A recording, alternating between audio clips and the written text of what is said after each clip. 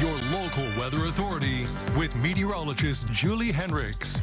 Good morning. A look at our Graver Post building cam this morning, and we are looking at I-70 and US 40, and it's easy to see the splash from the semis on I-70 there from the rain that is falling in Terre Haute and points southward mainly this morning. But again, those are where the heaviest amounts of rain have been falling. You can see that right now on our Dorset Automotive Doppler radar as we look at I-70 all the way back to St. Louis and point southward in our viewing area.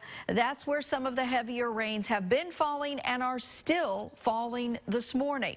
So from Linton to Washington, Robinson to Olney, back to the Effingham area and all points in between. Not only are we seeing some heavy rain, but we are seeing some lightning strikes as well, so some rumbles of thunder to greet you along with the downpours currently.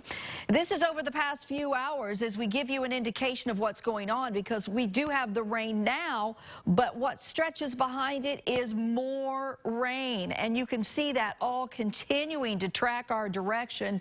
It's why a flood watch has been issued.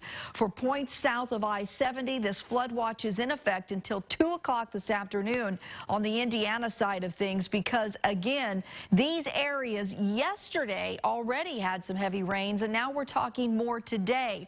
If you live in a flood-prone area, if you live in a low-lying area, or if you should be traveling in any spots that typically flood, you've got to use caution on a day like this, because there will be standing water and ponding water on some of those roadways. We're going to see this rain track through the area this morning. We'll finally get a little bit of a break this afternoon and this evening, but we're not done. As we go into tomorrow, yet more rain is expected to develop once again.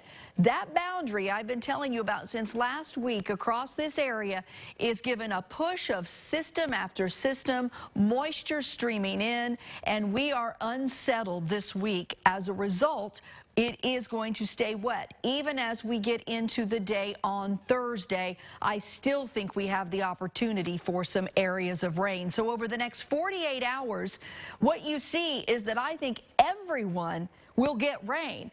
Areas north, not so much right now, but your chances are coming, and you can see some of those hefty totals out there with these southern sections. This is additional amounts of rain on top of what we've already seen.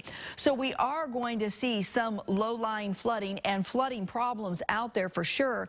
Get your sump pumps on in your basement, folks, because you're going to be glad you did, especially if you're living in those southern areas. Now, temperatures are going to be also well cooler than normal. Today, we won't even get out of the 70s, and we'll keep the cooler than average temperatures here into the weekend, and it'll be the weekend before we start to really dry out on Friday. So today, with rain in the forecast, it could be heavy at times, a high of only 75. Tonight, only falling to 70. Temperatures steady as more scattered thunderstorms develop in the overnight hours.